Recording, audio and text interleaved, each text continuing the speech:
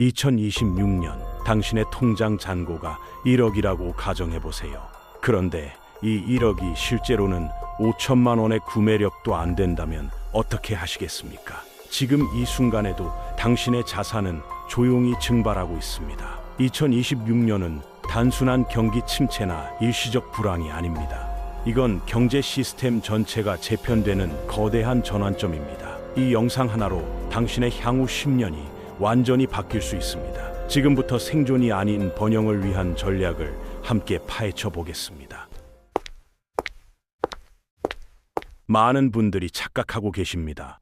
돈을 벌면 부자가 된다고 생각하시죠. 그런데 2026년 현재 이건 완전히 틀린 공식입니다. 월급이 올라도 가난해지고 저축을 해도 자산이 줄어드는 이상한 시대가 왔습니다. 왜 이런 일이 벌어지는 걸까요? 바로 화폐 가치 자체가 무너지고 있기 때문입니다. 당신이 들고 있는 현금, 그 숫자는 그대로인데 살 수 있는 물건의 양은 계속 줄어듭니다. 2020년부터 시작된 글로벌 유동성 공급은 상상을 초월했습니다. 각국 정부와 중앙은행들은 경제 성장률이 떨어지자 무제한으로 돈을 찍어냈습니다. 미국 연준은 4조 달러가 넘는 자산을 매입했고 한국은행도 기준금리를 역대 최저 수준까지 내렸습니다. 이 돈들이 어디로 갔을까요?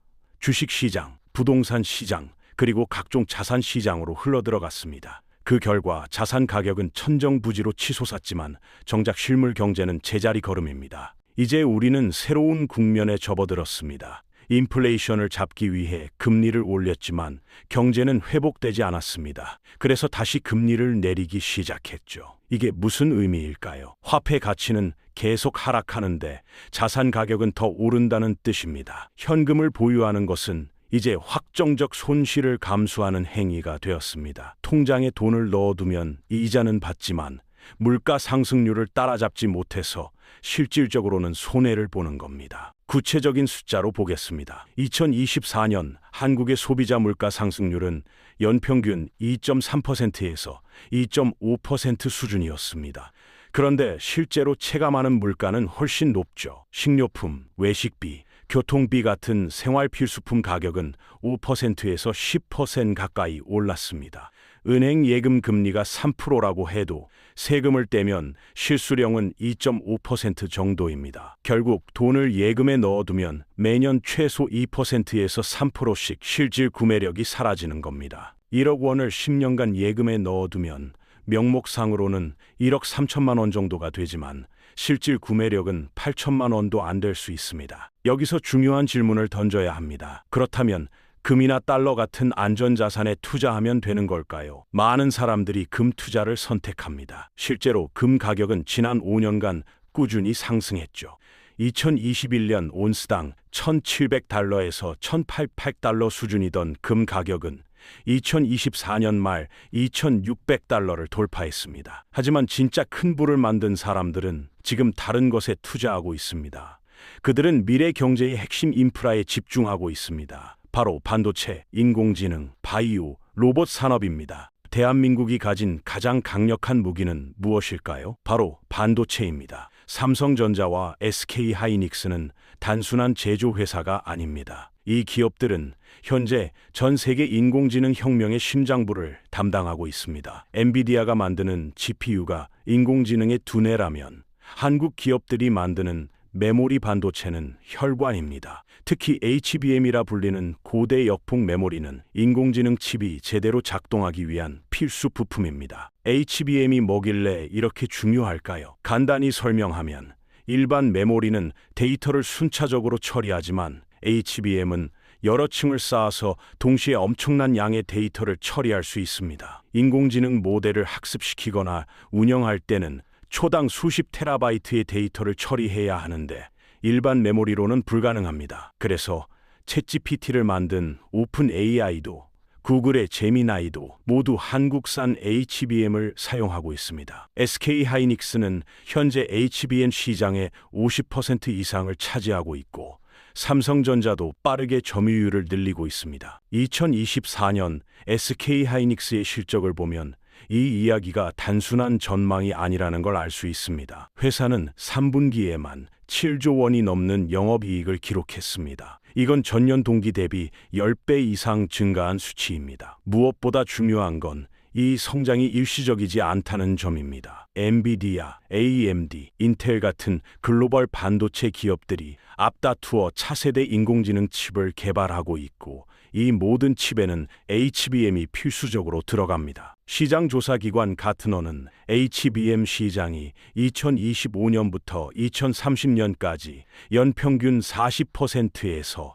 50% 성장할 것으로 전망하고 있습니다. 삼성전자는 어떨까요? 메모리 반도체뿐만 아니라 시스템 반도체 분야에서도 경쟁력을 키우고 있습니다. 파운드리 사업, 즉 다른 회사가 설계한 반도체를 대신 생산해주는 사업에서 삼성전자는 TSMC에 이어 세계 2위입니다. 특히 3나노 공정에서 4나노 공정 기술에서는 삼성이 더 앞서 있다는 평가도 있습니다. 더 미세한 공정은 같은 면적에 더 많은 트랜지스터를 집적할 수 있어서 성능은 높이고 전력 소비는 낮출 수 있습니다. 애플, 퀄컴, 구글 같은 글로벌 기업들이 삼성 파운드리를 선택하는 이유입니다. 반도체 산업이 왜 2026년의 핵심일까요? 인공지능은 이제 선택이 아니라 필수가 되었습니다. 금융, 의료, 제조, 유통, 모든 산업이 인공지능으로 재편되고 있습니다. 자율주행 자동차는 움직이는 데이터 센터입니다. 테슬라의 완전 자율주행 시스템은 초당 수천 기가바이트의 데이터를 처리하는데 이 모든 게 반도체 위에서 돌아갑니다. 메타버스, 클라우드 게임, 원격 수술, 이 모든 것이 고성능 반도체 없이는 불가능합니다. 그리고 이 반도체를 만들 수 있는 나라는 전 세계에서 몇 개 되지 않습니다. 그런데 여러분, 반도체만이 답은 아닙니다. 거대한 파도가 밀려올 때는 여러 보드를 타야 합니다. 반도체가 메인 엔진이라면 바이오와 로봇과 우주는 함께 가는 동반자입니다. 이 세 산업을 왜 주목해야 할까요? 인구 구조의 변화 때문입니다. 대한민국은 물론이고 전 세계가 고령화 사회로 접어들고 있습니다. 한국의 중위 연령은 2026년 현재 45세를 넘어섰습니다. 65세 이상 인구 비율은 20%에 육박합니다. 일본은 이미 30%를 넘었고 중국도 빠르게 늙어가고 있습니다. 고령화가 경제에 미치는 영향은 엄청납니다. 노인 인구가 늘면 의료비 지출이 폭증하고 생산 가능 인구는 줄어듭니다. 그런데 이게 바로 투자 기회입니다. 바이오 산업이 폭발적으로 성장하는 이유가 여기 있습니다. 과거의 바이오 산업은 질병을 치료하는 데 집중했습니다. 하지만 이제는 수명 연장과 건강 수명 증가가 목표입니다. 단순히 오래 사는 게 아니라 건강하게 오래 사는 것, 이게 바이오 산업의 새로운 방향입니다. 구체적으로 어떤 분야가 주목받고 있을까요? 항노화 치료제, 유전자 치료, 면역 항암제, 이 세 가지가 핵심입니다. 항노화 치료제는 세포의 노화를 늦추거나 되돌리는 약입니다. 미국의 바이오 기업들은 이미 임상시험 단계에 있고 일부는 27년에서 2028년 상용화를 목표로 하고 있습니다. 유전자 치료는 유전자를 직접 편집해서 질병을 근본적으로 치료하는 방법입니다. CRISPR 기술이 대표적이죠. 면역 항암제는 환자의 면역 시스템을 강화해서 암세포를 스스로 제거하도록 만드는 약입니다. 이 분야에서 한국 기업들도 빠르게 성장하고 있습니다. 삼성 바이오로직스는 세계 최대 바이오 의약품 위탁 생산 기업입니다. 글로벌 제약사들이 개발한 신약을 대량 생산하는 역할을 하죠. 셀트리온은 바이오 시밀러, 즉 오리지널 바이오 의약품의 복제약을 만드는 분야에서 세계적인 경쟁력을 갖추고 있습니다. 바이오 의약품은 일반 화학 의약품보다 가격이 10배에서 100배 비쌉니다. 그런데 바이오 시밀러는 오리지널보다 30%에서 50% 저렴하면서도 효능은 거의 같습니다. 고령화로 의료비가 급증하는 시대에 바이오 시밀러는 필수가 될 수밖에 없습니다. 로봇 산업은 어떨까요? 인구 절벽의 유일한 대안이 바로 로봇입니다. 공장에서 일할 사람이 없으면 로봇이 대신합니다. 식당에서 서빙할 사람이 없으면 로봇이 대신합니다. 물류센터에서 물건을 나를 사람이 없으면 로봇이 대신합니다. 과거의 로봇은 단순 반복 작업만 가능했지만 인공지능과 결합한 협동 로봇은 훨씬 복잡한 작업도 수행할 수 있습니다. 사람과 함께 일하면서 상황에 맞게 판단하고 행동하는 로봇이 나오고 있습니다. 2024년 테슬라는 옵티머스라는 휴머노이드 로봇을 공개했습니다. 이 로봇은 사람처럼 두 발로 걷고 물건을 짚고 계단을 오르내릴 수 있습니다. 테슬라는 2026년부터 제한적으로 생산을 시작할 계획이라고 밝혔습니다. 일론 머스크는 이 로봇이 결국 자동차 사업보다 더 큰 시장을 만들 것이라고 전망했습니다. 현대 로보틱스, 두산 로보틱스 같은 한국 기업들도 협동 로봇 시장에서 빠르게 성장하고 있습니다. 특히 두산 로보틱스는 2024년 코스닥 시장에 상장하면서 큰 주목을 받았습니다. 우주 산업은 어떨까요? 많은 분들이 우주를 먼 미래의 이야기로 생각합니다. 하지만 우주는 이미 돈이 되는 현실입니다. 일론 머스크의 스페이스X는 스타링크라는 위성 인터넷 서비스로 이미 수십억 달러의 매출을 올리고 있습니다. 지구 저궤도에 수만 개의 소형 위성을 쏘아 올려서 전 세계 어디서든 인터넷을 쓸 수 있게 만드는 겁니다. 아마존도 프로젝트 카이퍼라는 이름으로 같은 사업을 추진하고 있습니다. 한국도 우주 산업 육성에 본격적으로 뛰어들었습니다. 누리호 발사 성공은 우리가 독자적인 위성 발사 능력을 갖췄다는 걸 증명했습니다. 한화 에어로스페이스는 방산과 우주 분야를 동시에 공략하고 있습니다. 회사는 발사체 엔진 개발에 참여하고 있고 소형 위성 제작 능력도 갖추고 있습니다. 에라 이지넥스1은 군사용 위성과 레이더 시스템을 개발하고 있습니다. AP 위성은 소형 위성을 저렴하게 제작하는 기술을 보유하고 있습니다. 위성 시장은 2030년까지 연평균 10%에서 15% 성장할 것으로 전망됩니다. 통신 위성, 관측 위성, 군사 위성 모든 분야에서 수요가 폭증하고 있습니다. 자, 이제 핵심 질문으로 들어가 보겠습니다. 이 모든 정보를 알았다고 해서 돈을 버는 건 아닙니다. 실전 투자 전략이 필요합니다. 어떻게 포트폴리오를 구성해야 할까요? 가장 중요한 원칙은 분산 투자입니다. 하지만 무작정 분산하는 게 아니라 핵심과 위성으로 나눠야 합니다. 반도체를 핵심으로 두고 바이오와 로봇과 우주를 위성으로 배치하는 겁니다. 구체적으로는 반도체의 60%, 나머지 세 분야에 각각 10%에서 15%씩 배분하는 게 합리적입니다. 왜 반도체의 60%를 넣을까요? 가장 확실하고 가장 빠르게 성장하고 가장 큰 시장이기 때문입니다. 삼성전자와 SK하이닉스는 이미 글로벌 시장에서 입증된 기업들입니다. 실적도 좋고 성장성도 있고 배당도 줍니다. 물론 주가 변동성은 있지만 장기적으로 보면 상승할 가능성이 높습니다. 나머지 40%는 좀 더 공격적으로 미래 성장 산업에 투자하는 겁니다. 바이오는 삼성 바이오로직스와 셀트리온을, 로봇은 두산 로보틱스와 현대 로보틱스를, 우주는 한화 에어로스페이스를 중심으로 구성할 수 있습니다. 여기서 중요한 건 리밸런싱입니다. 주식 투자에서 가장 어려운 게 감정 조절입니다. 주가가 오르면 더 사고 싶고 떨어지면 팔고 싶습니다. 이게 바로 추격 매수와 손절 매도의 함정입니다. 이걸 이기는 방법은 기계적 리밸런싱입니다. 3개월마다 또는 6개월마다 정해진 날짜에 포트폴리오 비율을 원래대로 되돌리는 겁니다. 예를 들어 반도체 주식이 많이 올라서 전체 포트폴리오의 70%가 되었다면 일부를 팔아서 60%로 낮추고 그 돈으로 다른 주식을 삽니다. 반대로 바이오 주식이 떨어져서 5%가 되었다면 다른 주식을 팔아서 바이오를 더 사서 10%로 맞춥니다. 이 방법의 장점은 자동으로 고점에 팔고 저점에 사게 된다는 겁니다. 감정에 휘둘리지 않고 기계적으로 움직이기 때문에 실수를 줄일 수 있습니다. 물론 리밸런싱 시점을 정하는 게 중요합니다. 너무 자주 하면 거래 비용이 많이 들고 너무 뜸하게 하면 비율이 너무 벗어날 수 있습니다. 보통 3개월에서 6개월 간격이 적당합니다. 중요한 건 한 번 정한 규칙을 반드시 지키는 겁니다. 시장이 폭락해도 폭등해도 정해진 날짜에 정해진 대로 리밸런싱을 실행해야 합니다. 투자 원칙을 세우는 것도 중요합니다. 나만의 투자 원칙 리스트를 만들어야 합니다. 예를 들면 이런 것들입니다. 첫 번째, 남의 말을 듣고 주식을 사지 않는다. 유튜브에서, 카페에서, 지인에게서 들은 종목은 절대 사지 않습니다. 두 번째, 이해하지 못하는 기업에 투자하지 않는다. 그 회사가 뭘 하는지, 어떻게 돈을 버는지, 경쟁사는 누구인지 모르면 사지 않습니다. 세 번째, 생활비로 투자하지 않는다. 당장 써야 할 돈이나 빚을 내서 투자하면 심리적 압박 때문에 올바른 판단을 할 수 없습니다. 네 번째, 손실이 나도 5년은 버틸 수 있는 돈으로만 투자한다. 단기 수익을 노리면 결국 세력에게 당합니다.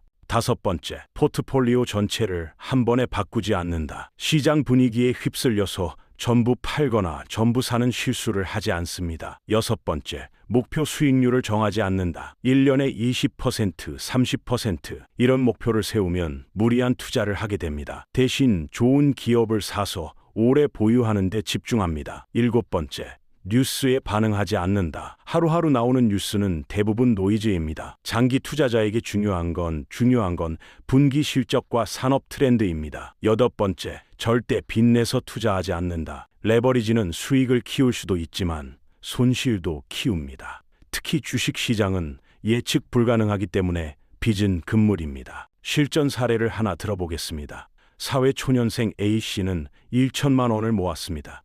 이 돈으로 어떻게 투자해야 할까요? 일단 전액을 주식에 넣으면 안 됩니다. 비상금으로 300만 원 정도는 예금에 두고 700만 원으로 투자를 시작합니다. 이 700만 원을 한 번에 투자하지 말고 3개월에서 6개월에 걸쳐 분할 매수합니다. 매달 100만 원에서 150만 원씩 사는 겁니다.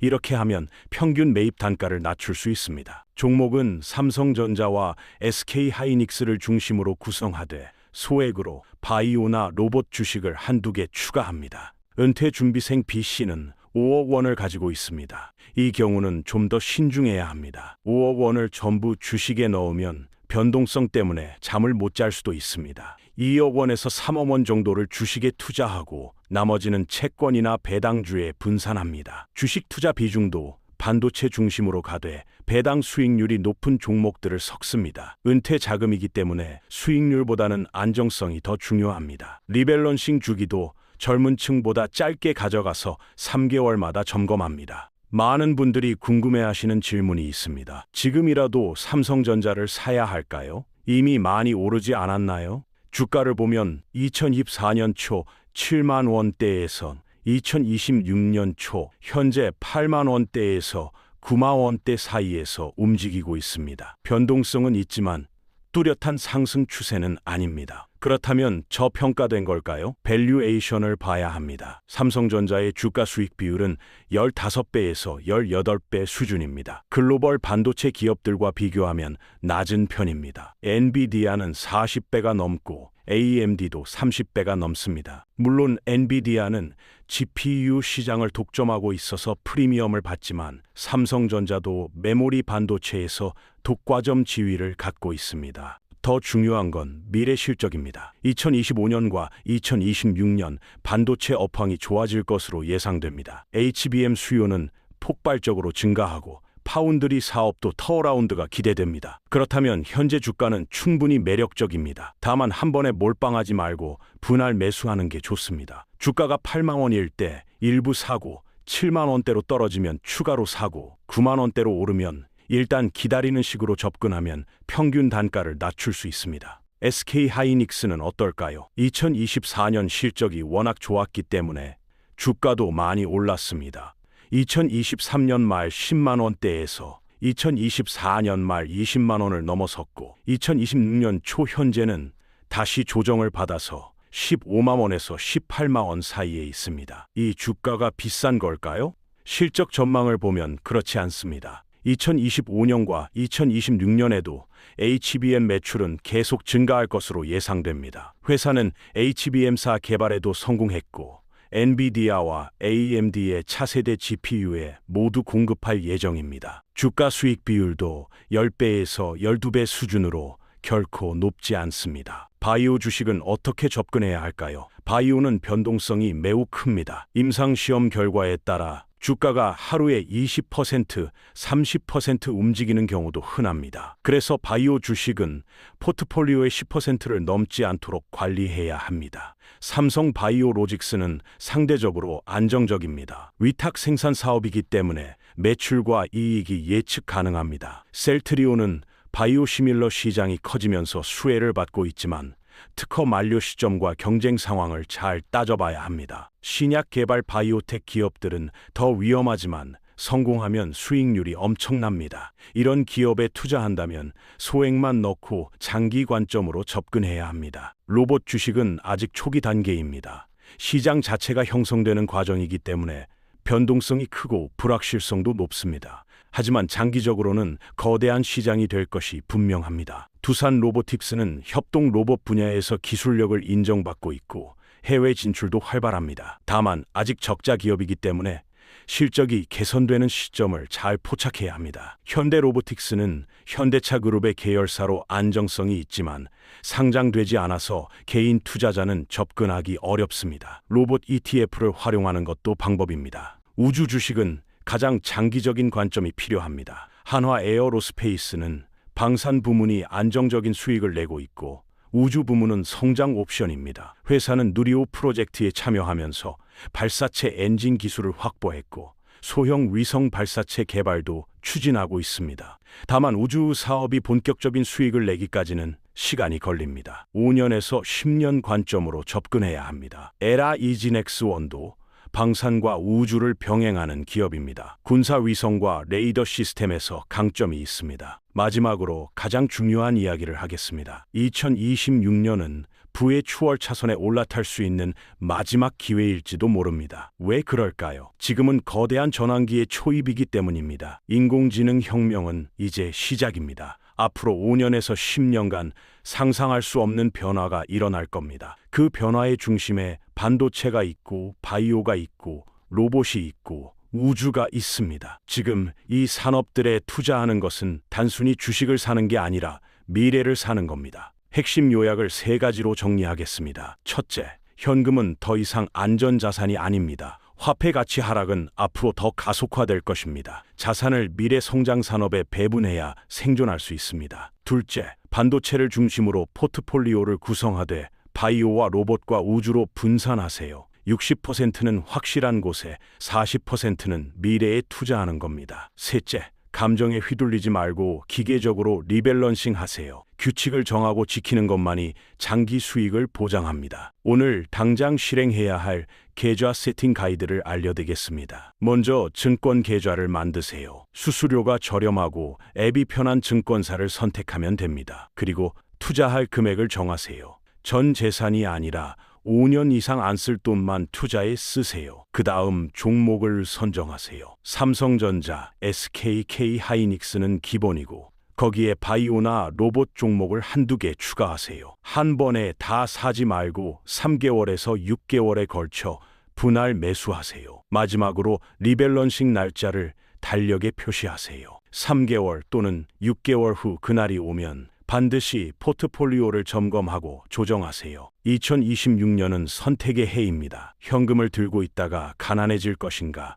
아니면 미래 자산에 투자해서 부를 키울 것인가. 선택은 여러분의 몫입니다. 하지만 한 가지는 확실합니다. 아무것도 하지 않는 것이 가장 위험한 선택이라는 것입니다. 지금 이 순간에도 화폐 가치는 떨어지고 있고 자산 가격은 오르고 있습니다. 부자들은 이미 움직였습니다. 이제 여러분 차례입니다. 오늘 이 영상을 보신 것을 계기로 당신의 재무 미래가 완전히 바뀌길 바랍니다.